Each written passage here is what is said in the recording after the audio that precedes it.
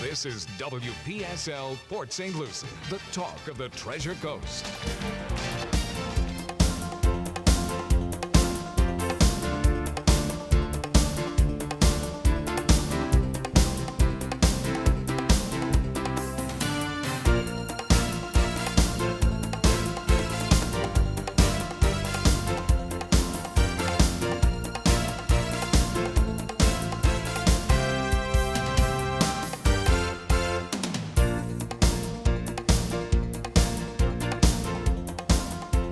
How about this Nova Nation stock rally today, huh? Villanova wins the national title and the stock market goes crazy.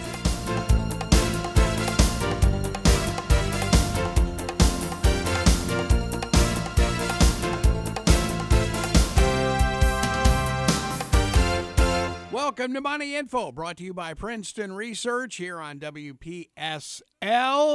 And I want to welcome all our new listeners at Cumulus Broadcasting in New York and the satellite facility who tried us on their Alexa last night. Of course, they couldn't get us off, which I think is hysterical. So, if you're listening at the Satellite Uplink Center, guys, welcome aboard. And welcome aboard, too, to Charles Moskowitz in Boston, Mike King in Las Vegas. Hello, guys. Good morning. So what is, let's see, what's going on in this crazy world? I mean, we're threatening China, China's threatening us, and, oh, boy, I don't know. Well, it's caused a little sell-off in the markets, so we're off like 10% in the 2 months, 2.5 months, and just 2.5, 3 months. We're off 10.1% on the month, but for the whole year, we're only off a little bit more than 3%, 3.4% for the new year. Now, don't the pullbacks normally happen like early spring? Yes. Isn't this almost an annual thing? I mean, I don't know. You're right on. We pulled back to right at the 200-day moving average, which is like really? 25.92, like 25.93 on the S&P 500. Wow. Okay. Well. And the high was 28.70. Okay. So it's less than a 300-point decline. Yeah, the problem isn't the averages as much as it is individual stocks. One of the biggest names in the market being Walmart.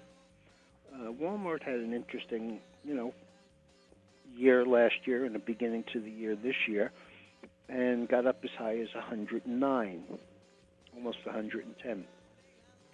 And we've had a bit of a pullback for this, you could say, because it's trading now around 86. So, if you're a Walmart owner, you're down over 20%. Wow. Since the high, yeah. And there are other names that are like that. So it has become a little bit more of a stock pickers market. It's also been a very interesting market from the standpoint of the size of the ranges that we have now every day. Today the market was up 200, now it's up 57. On a percentage basis, that's really not terribly meaningful. But the fact of the matter is, most investors aren't invested that way in some of these ETFs and funds, etc. So it's not a terrible picture, but it's not quite rosy either. I mean, if you really think about it, we had the blow-off from last year's spectacular market in January, and then we broke to the downside, rallied back hard, but to a lower high, and then came back in, rallied again, also to a lower high. And, now we're basically the low of the year. And that's very uncomfortable for anybody who started their investing life in the past 2.5 months. Yeah. Well, Charles, what do you think, the announcement, it was either Thursday or Good Friday, and I can't remember, Walmart saying that they were going to acquire Humana and that they were going to get into the healthcare they business. didn't say that, Greg. What they said was they were talking with Humana about some sort of an agreement. CNBC said necessarily that. a buy. Walmart is the biggest deal Walmart has ever done is just under $11 billion. A deal with Humana would have been in excess of $40 billion. It's just not. It's just kind of not in their DNA to do that kind of deal. Now, could they make a deal with them as and hook them up with their drug company, the prescription management company that they do business with? Oh, yeah. Walmart and them, and and if you look at it that way, then there's all kinds of deals they can do. I mean, it's the same thing as the Berkshire Hathaway and whoever else was involved in that deal that they talked about. Well, J.P. Morgan. Sure. When they talked about that in October or November or even December, when they said we're going to look at this with a fresh set of eyes, and we think we could be helpful to our employees, and if we are, then that could be a model going forward for other companies. So there are a lot of people around the edges in this, but the one thing that I always try and remind myself about is, do I really want them in a business that is not their main business? Right. If you think about it, what does retailing and banking have to do with healthcare? Can I comment on that? Uh-oh. You certainly can. Oh, the oil man is with us. Hey, Timmy, how are you? So, fine, thank you. Here's the latest poop. Is what they are talking about now, and Charles is absolutely correct, they are not talking about an acquisition. Walmart is discussing with Humana literally putting a Humana healthcare office in Walmarts throughout the United States, which could make a lot of business sense. It would not get Walmart off their core business. Humana would be operating it. People who are going in just like they do into Last weekend, I was in Walgreens picking up some stuff, and my wife said, "Have you had your flu shot, and have you had your shingle shot?" Oh, no. Okay, you're going to get it. And I went back in this little clinic area and got both my shots while we were there. Yeah. This is what they're focused on right now, and if it's that, Charles, that could be really interesting because they'll get a percentage of the gross, and they won't be responsible for the operations or the overhead of what Humana does in these dozens to... Walmart operates today 4,700 in-store pharmacies. So if they just added it next to each one of their pharmacies, it's 4,700 new sources of revenue for them. But they don't have the staff. Yeah. Well, it's very interesting you say that. I mean, Florida Blue, down here in South Florida at least, well, I presume it's statewide, are in Walmarts. And so you can, sign up for Florida Blue inside your Walmart store. And it's just one more reason to make your local Walmart a destination. That's interesting. Yeah, exactly. Yeah. I can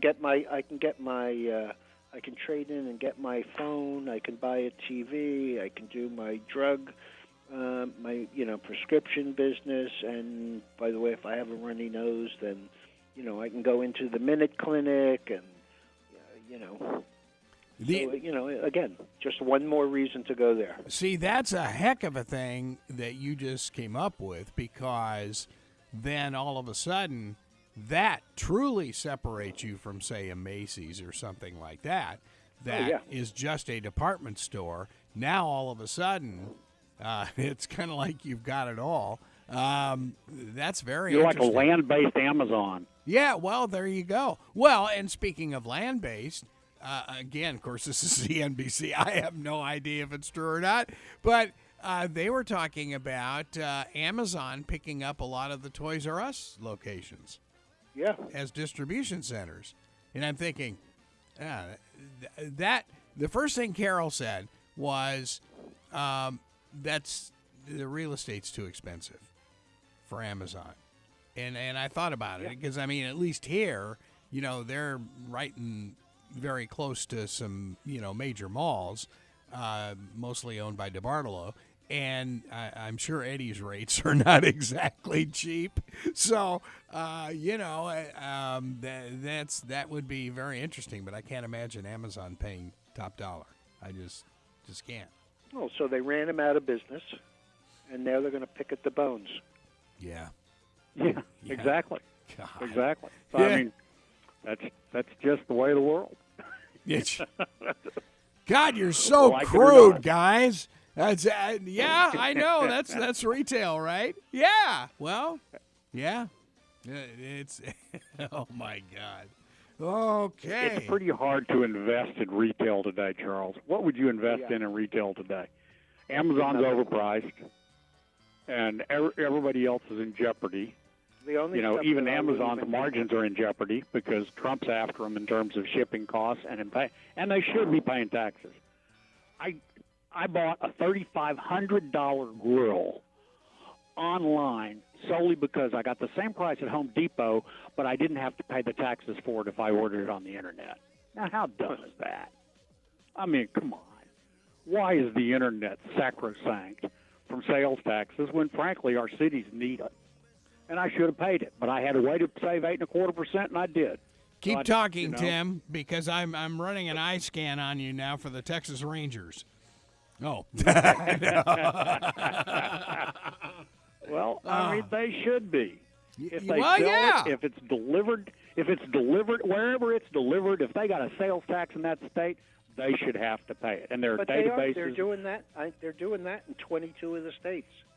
I know, but that leaves all the rest. Yeah, I was going to say. Mean, Yeah. Well, yeah, because we have, what is it? It's according to California, we have 57 states. Is that correct now?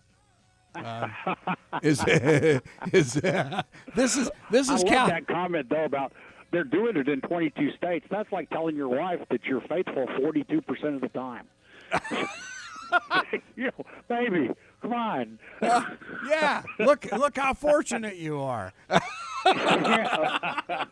Oh my God. That's a great justification. We're screwing you out of 28 states, but 22 of them we're good. We're good. Oh my God. I don't know. Well, I don't know. Yeah. Hey, What's going on in your industry? I'm ticked Well- off at you, Tim. I'm paying too much for gas. well, no, that's an oxymoron. I'm sorry. I won't accept that logic. I can remember the days when the first major shortages occurred, and when we had our bumper stickers in Texas that said, "Oh yeah, this is landline, so I can't use one of the 7 dirty words." But it said, "Let these so-and-sos freeze in the dark," and that bumper sticker was everywhere. Well, yeah. I mean, I remember those lines in the 70s in Tucson, and You man, bet. Oh my You bet. goodness. And only being able to fill up every other day Yep. and all that Yep. stuff. Odd So, and None even. of us ever. And, We don't yeah. want that. What we need is $60 to $65 oil. Period. Stays there. Everybody makes money. We have stability. Plus, we're now having a new boom in LNG construction.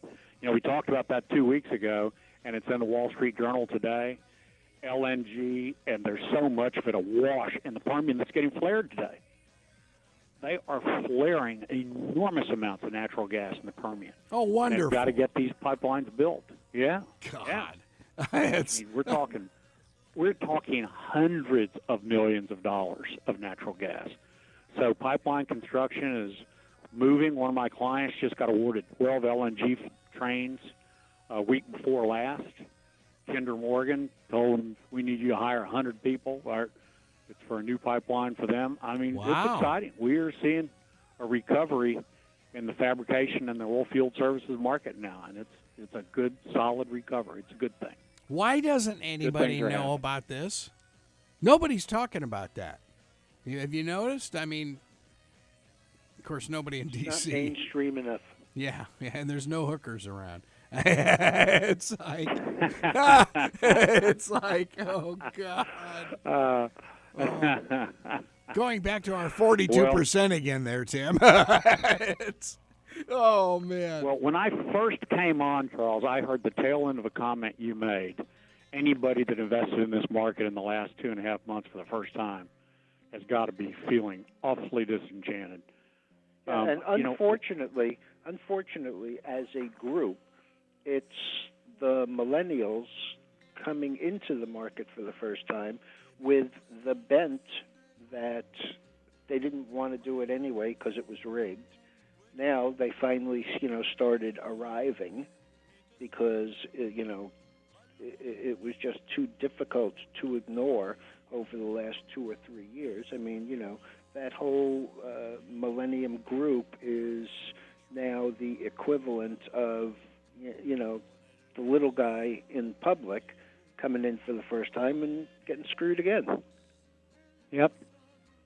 Absolutely so it's really unfortunate that, we've had these periods where nothing has happened.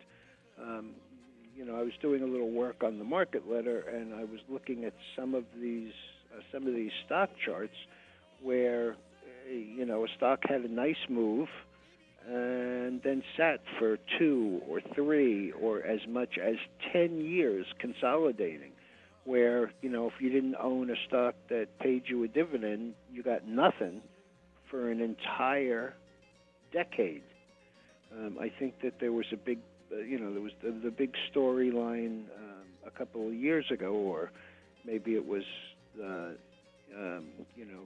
from 2010 till now, is a lot different than from 1980 to 1990 or 1990 to, 2000, where, you had really subdued returns.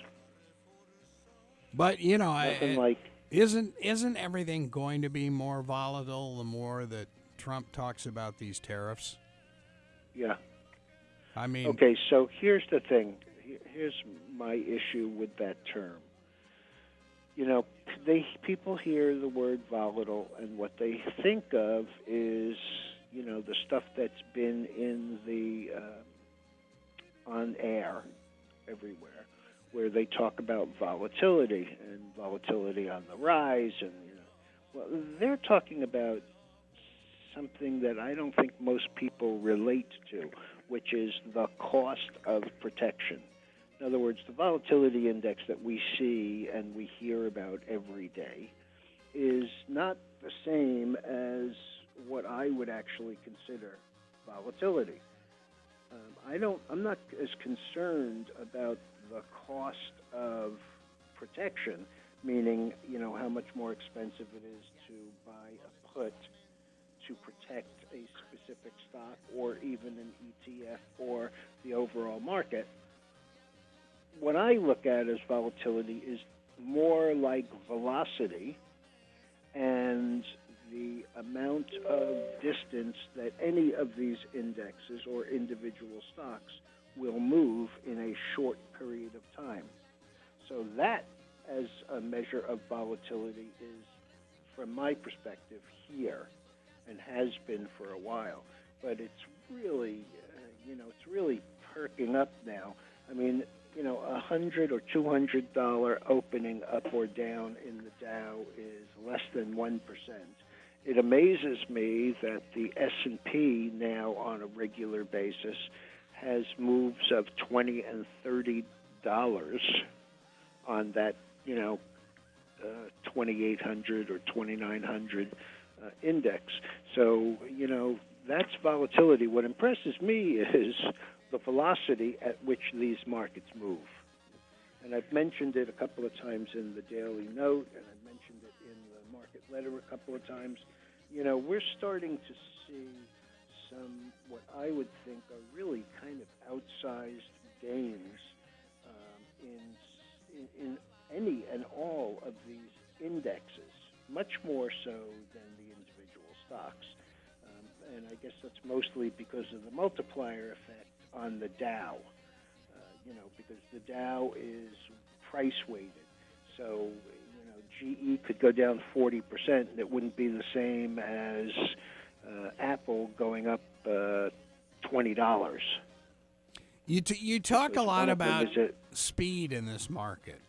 How much of that, Tim? Do you use a lot of like Twitter in your field? No. No. I've never been on Twitter in my life. Charles, what about you? Yes. You do? Okay. Well, I'm on it because all of the text messages and all of the stuff that I write, including the daily note at night, gets posted there automatically. Gotcha. Okay. Well, now, okay. So now when you talk about the speed of this market, wouldn't you say that Twitter, let's use Apple as an example. They just make the announcement about their new iPad today. You would have to wait, turning the clock back to, say, the 80s or 70s, whatever. You'd have to wait to your morning newspaper because there was no CNBC, there was no Bloomberg, before you knew that. Now, with Twitter, you know that 30 seconds after they make the announcement. So that's got to speed up the market right there, doesn't it? Well, I think that has also contributed to the idea that, everybody acts on sound bites and... Yes, and the degree of which we have transparency in a bunch of these things is astonishing. It's also, on the other side of it, the reason that many younger people have the attention span of a gnat, because they're looking at this and they're absorbing it. I'm not saying that I'm not trying to put them down. I'm just saying, when you have this much information to consume, you can't really take your time consuming any particular part of it. You got to go from this to the next, to the next, to the next, because God forbid you should miss something. Yeah. Well, Charles, I'm not offended by what you said because I've had several bosses tell me that.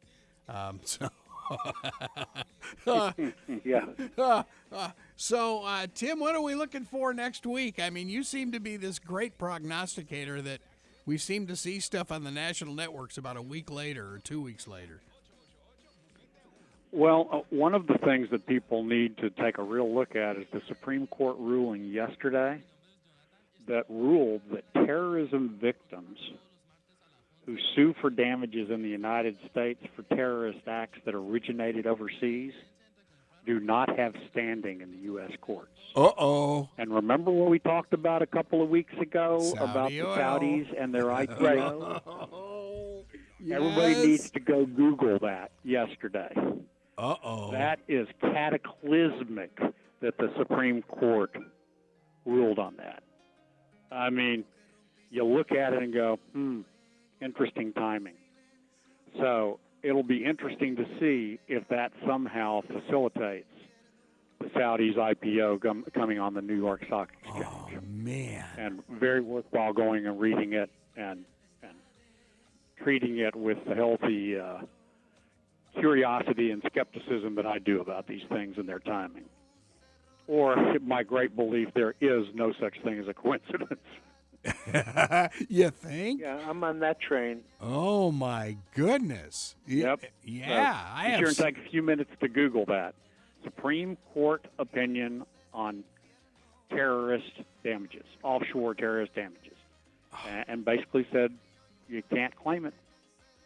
So it's going to be very interesting to see how that gets extended. Oh, man. That's a I'm huge guessing story. It's extended to, whoever is local. Wow. Well, whatever. Schumer was going nuts when they asked him. I remember telling you guys about that. He said there's no way he was ever going to look any of his constituents in the face and try to put out a legislation that would lighten up on the Saudis, and the Supreme Court may have just done it for them. Wow. Gives them complete deniability. Wow. Very interesting. That's shocking. Well, gentlemen, as always, I love being on the show. I didn't hear Mike King there. I hope he's there today. I'm here. Mike, are you in the background? Yeah, he's here. Absolutely. Thanks for having me on the show. I'm going to So let wait, you where's go. our I gotta next? go. Where's our next action in the oil? I still think we're at stability at this point. This range between 60 and 60 for last Friday. What did we hit? 65.31, I think. Right. A little while ago, Yeah. I saw it at about 63.50. Right. I think this range is a good range. I hope we stay there. Yeah. You know, there's all this stuff that the Saudis want to force it up to 70 to drive the value on their IPO. I hope they don't. We'll see. That's one I just cannot call because they did a good job for a long time holding the bid last year, and then they put off the IPO. And remember, the day they announced they were putting off the IPO, oil tanked. Yes, So that's right. It's going to be interesting. Well, look at ConocoPhillips. That definitely looks see. very good, COP. It looks like it can head to the next area, trading at 58.66, but it looks really good, doesn't it? It's above the 50-day moving average. Well, you know, go ahead. Yep, good. Yeah, that's truly amazing. And again, Tim. So Tim, which is wait? Which is the group that you would want to be involved with? The exploration or the ones that already have it, like what do you call it, APC, Anadarko, or the big Exxon or Oxy, which are across all of the businesses within the oil patch, or the Halliburton and oil support stuff, or the refiners. Not the who makes refiners the most right now here? because the refiners are looking at higher feedstock costs. So the refiners have had a really good run for the last 3 years, and their margins are going to be narrowing. So it would not be the refiners. I would be more open to looking at dividend-producing, higher quality E&P upstream guys. If I'm going to go upstream, I want to go with the dividend producers and the higher quality. If I'm going to go midstream, I'm going to go with the Halliburtons, even Baker Hughes, and I still think that they're going to get spun off by GE because the oil field services are definitely improving, and what they're doing, my clients are all dealing with. There's a big contractor in the middle, so there's job awarded last week. It was GE and Shell, and then the ultimate customer was Kinder Morgan. Those big names protect people on big jobs. Like, you remember the old saying, nobody ever got fired for hiring IBM? Nobody gets fired for hiring Halliburton. I mean, they are controlling a lot of that oil field services business. Wow. We shall see what happens. And on that happy note, guys, I'm going to leave you and go get a working capital deal done for one of my clients. There you go. All right. Easy. Make a few million. Huh? All right, gentlemen, have a good one. Okay, Tim. Wow. Charles and Mike, he just keeps coming up with these bombshells. I didn't even hear about that decision. There's so much garbage going on in D.C. I mean, that's the real news right there. My goodness, that's huge. It's wow. Oh, boy. Okay, Tim Connolly does it again. That's amazing. Apple comes out with its new little iPad there, Charles. What's it going to do to the stock? Yeah, I saw nothing. Okay. I mean, if it comes out on an up day, it'll be higher. If it comes out on a down day, it'll be lower. I mean, single products are no longer the end-all, save-all for any of these companies. Yes, it's a great piece of equipment. Yes, clearly I'd like to have one, and it's, pretty reasonably priced, but, that's not why I would buy or sell Apple. They're just there just aren't that many needle movers around, unless all of a sudden somebody comes up with a new device or a new class of device.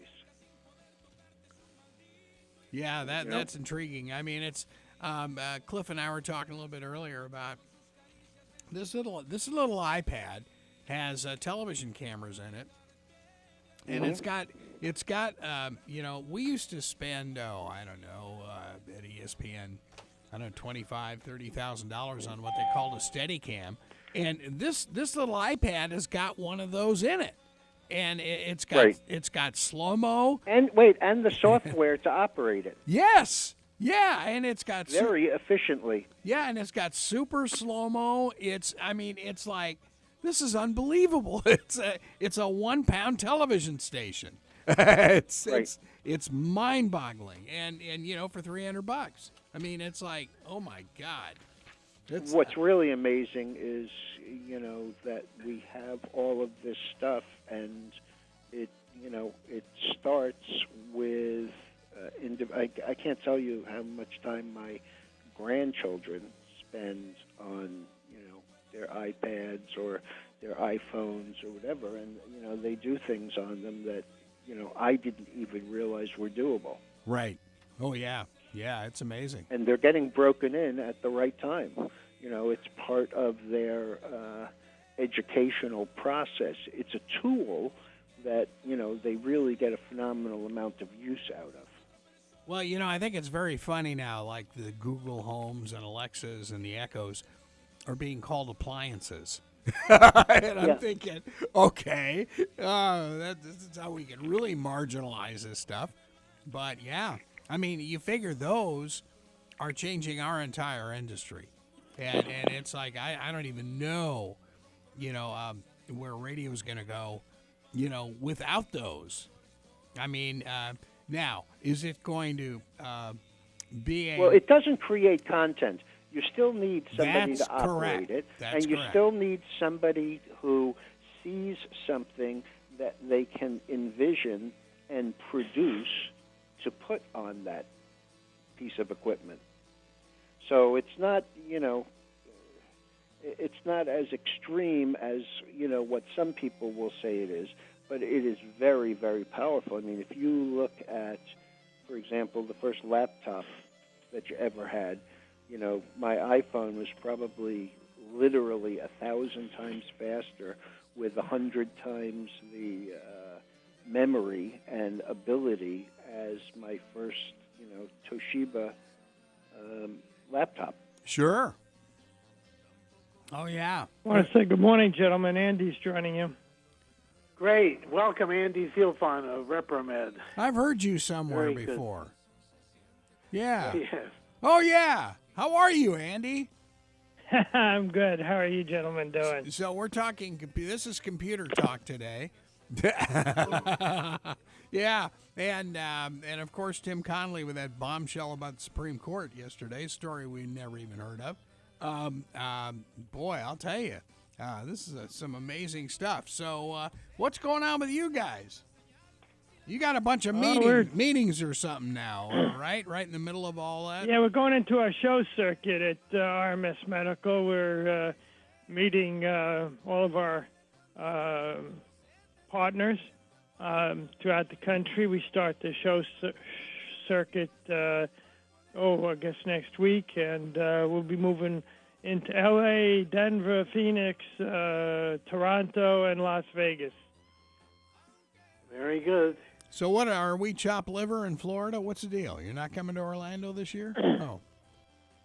What's in Orlando? What's in Orlando? Well, I just thought you might vacation at Disney World or something while you're at it. No, I'm just kidding. Oh, but what's happening with you guys? I mean, last time you came on, you had some pretty big-size announcements here. Well, we're moving aggressively on all of those announcements. We're redeploying staff into Europe. We're bringing our teams together for training in the next couple of weeks. We have the clinical trial we have going in Russia has closed successfully, and we're about halfway through registering our products in Russia. It's a big country, like 140 million.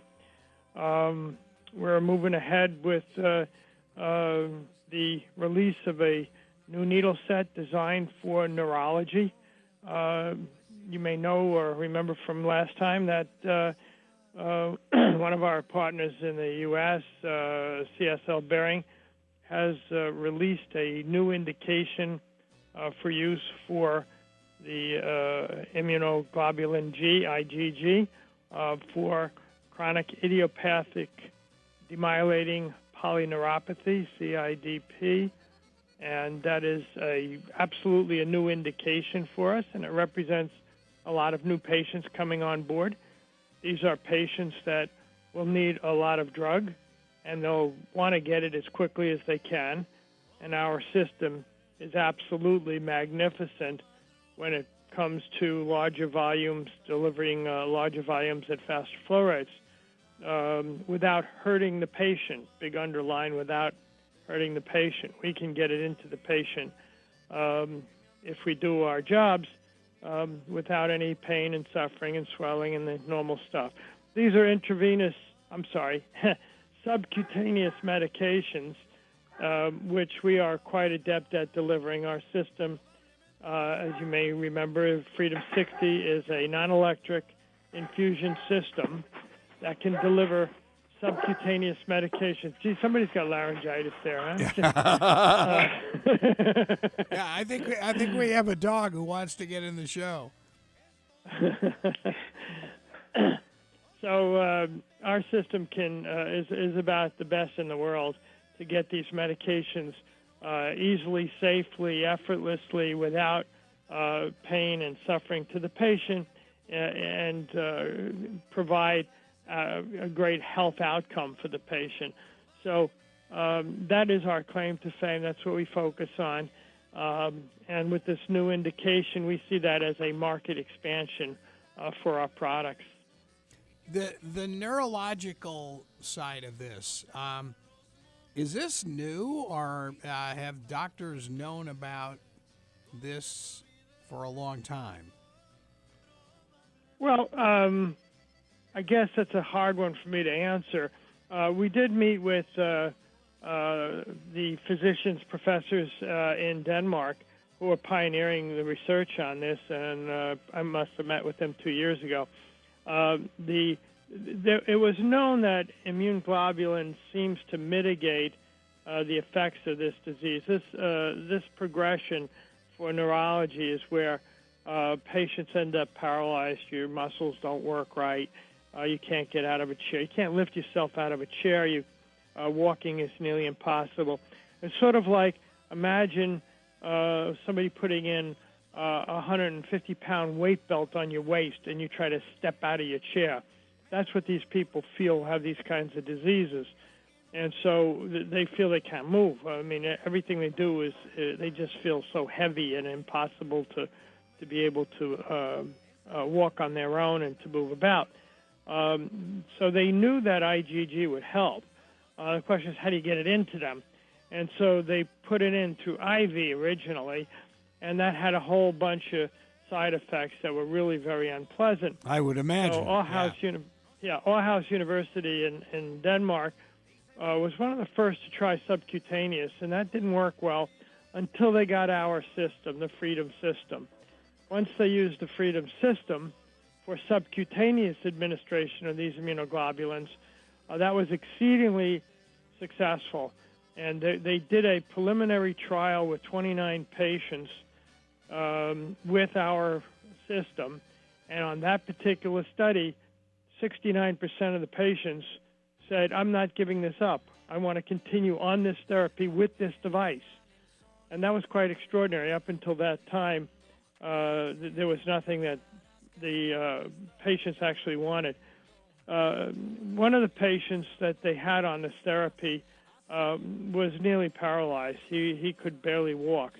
And once he was put on the system and he could administer it on his own, he was able to not only walk again, but he was a fireman at the Thule Air Force Base, and he was actually able to return to work with his Freedom 60 and his medications.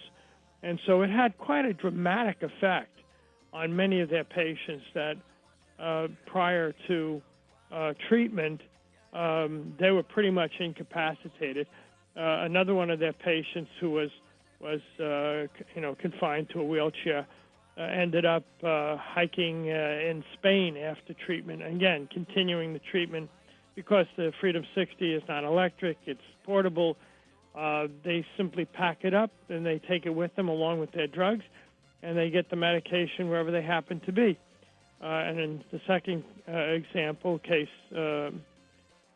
history, the patient was able to fulfill a dream of hiking along the trails, the mountains of Spain. And so the improvements can be quite dramatic to these patients, and it's a tremendous quality of life improvement. I've got a question for you. You talked about patients hiking and taking this stuff with them. How do they handle the drugs per se with customs? I mean, going through various airports. I mean, is that do they have a Well, it's not just the drugs. They got to take the needles and the pump. Generally they have a prescription. They simply show that they have a prescription, Gotcha. and it's allowed. It's for medical use of the person involved, and it goes through X-rays and it goes through and most of the time it's simply not even questioned. Okay, well that's good. That's good to know. Because I know you'd mentioned that once before, and I'm thinking, I wonder how customs views all this stuff. But yeah, that's great. That's good news. Well, security and customs. Customs is one issue and security is another. Right. But so far, most of our patients, we had one patient who went on a safari in Africa and zipped right through X-ray and everything, all the meds, the pump, the needles, all the paraphernalia. Didn't raise an eyebrow. Interesting. Wow, that's good to know. Well, so okay, showtime is next week, and just throughout the next few weeks.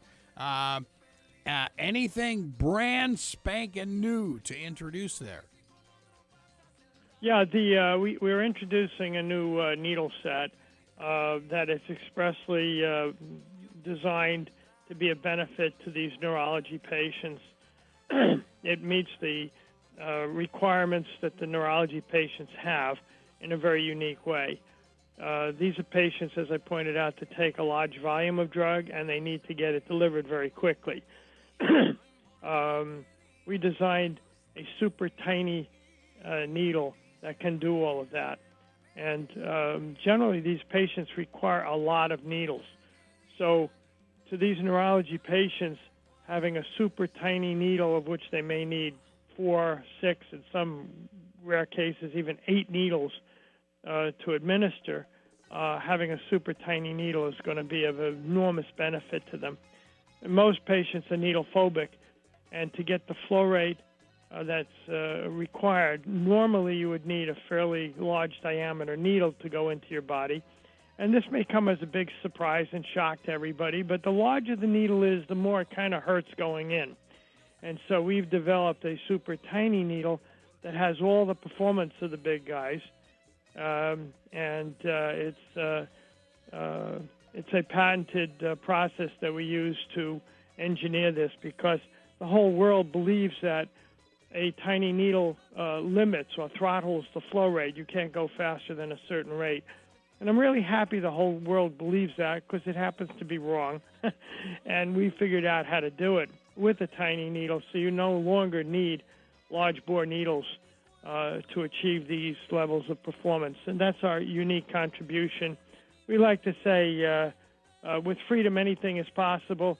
And so we can meet the requirements of the neurology market with an impossibly small needle. Andy, who administers that, or does the patient handle all that, his or herself? That is the beauty of our system, is that the patient is taught to do it on their own. The initial teaching may be 3 or 4 sessions with a nurse, but at a certain point, the patient takes the responsibility on their own to deliver the medication. Now, that's good news for a lot of patients, and it's bad news for some patients. Some patients don't want to take the responsibility of their own health. But the plus side of it is enormous. First of all, you're on your own schedule. You're not dependent on anybody. You don't have to wait for people to show up. You don't have to deliver yourself to a hospital or an infusion clinic. If you want to do it at home in the privacy of your own bedroom, you can do that. If you want to do it in your car on the way to work, you can do that. If you want to do it at work, you can do that at your desk. So it gives you, it enables you to provide your own treatment whenever and wherever it's most convenient to you. It could be in a tent in Montana, or it could be, on your bicycle. It's really up to you how you want to and when you want to infuse. And so that is a very liberating experience for many patients. So once you overcome the fact that you're going to do it yourself and you're going to take responsibility for your own treatment, it is an extremely liberating experience because you can do it when and where you want, at any time you want, and you're in control. So you don't have to worry about being at home at a certain time. You know what it's like to be at home and waiting for the stove repairman or the furnace repairman. Oh, sure. That's what you have when you're sick, and it's a real pain in the neck. You don't have to wait for anybody. You're prepared to do this where and when you want, and that is a very beneficial effect of our system. Andy, are you totally unique in this? Are there any competitors that are anywhere close, or is this all your ballpark? We make a unique system. There are always competitors, and imitation is the sincerest form of flattery. So we have a lot of people who try to imitate what we do, but often imitated, never duplicated. We are quite unique. We are the only ones on the market with this constant pressure, constant force delivery system. We're the only ones with a comprehensive FDA clearance, which includes all of the materials used in the fluid path to ensure that the patient is getting the right flow of medication at the right time, the right rate, and the right volumes. And so what we have is a unique process, and the process not only includes the unique constant pressure system, but it's also our approach, which includes education, training materials, WebEx meetings, patient materials, and in addition to all that, continuous improvement. So we're never satisfied. Even if we get a decent result, we're always looking to see how do we make this better for the patient. And our goal is to improve the patient quality of life. It's our belief and our theory that if we can give a patient an absolutely outstanding experience, it's the lowest cost for society because the patient will be healthy. It's the morally correct thing because the patient gets the drug with the least pain. It's obviously it's the lowest cost for everybody because the healthy patient is the lowest cost patient. You have to pay for them. And it's beneficial to us in that we'll have a patient on our system usually for their entire lives. And so it's a continuous source of income if we continue to do our jobs well. Wow. Terrific. Yeah, it is terrific. So, Mike, tell us a little bit about the stock at RMS. What's she looking like? Well, it's levitating at its 2- and 3-year highs and looking like it's really ready to take off. It's trading at $1.41, and it's been a great opportunity for everybody, in our opinion. And we certainly are long stock, and it's a wonderful opportunity for a low-cost stock in this wonderful field. This is a very good field. Home health care is growing 26, 27%. And I would imagine with the more versatility we're starting to see with this, now with the neurological side of it, that's only going to bode well for RMS, I would think. Absolutely. The neurological opportunity, even at a minimum, is going to give us a jolt. It really depends how quickly the drug gets established in for this modality, but this is definitely going to be a very good market for RMS. And then we're looking at all the other markets, and while we dominate subcutaneous, we're also cleared for intravenous, and so there's antibiotics and a host of other medications. And there's a lot of interest in antibiotics these days with the problems they've had in Puerto Rico and whatnot. So we see reasonable opportunities for us in the future. We're very excited about the way things have been developing for us.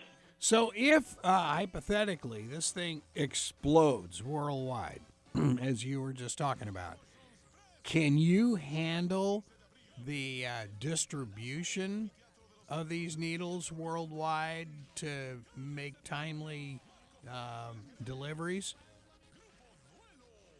Well, it depends. It depends what you mean by explosion. If it happens tomorrow, it could be a problem. If we have, some kind of a time period to ramp up, we certainly believe we can maintain the manufacturing and delivery process worldwide. But obviously, you can't go from 0 to 100 without going through 20, 30, 40, 50. Right. So it depends how much time we have in each level.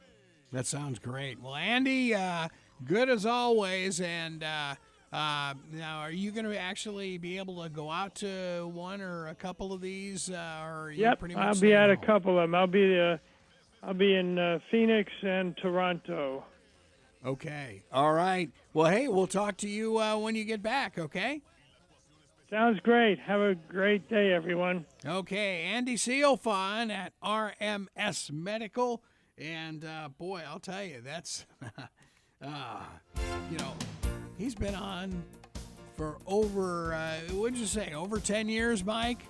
And Yes. that company has... Yeah, the stock symbol REPR is the stock symbol. There you go. All right. Well, Mike King in Las Vegas, Charles Moskowitz in Boston. Money Info brought to you by Princeton Research. Don't forget, Mike King and Charles's report comes out every Sunday night. Boy, is it comprehensive. You are listening to WPSL, Port St. Lucie, WPSL.com. Webcaster to the world on all the appliances.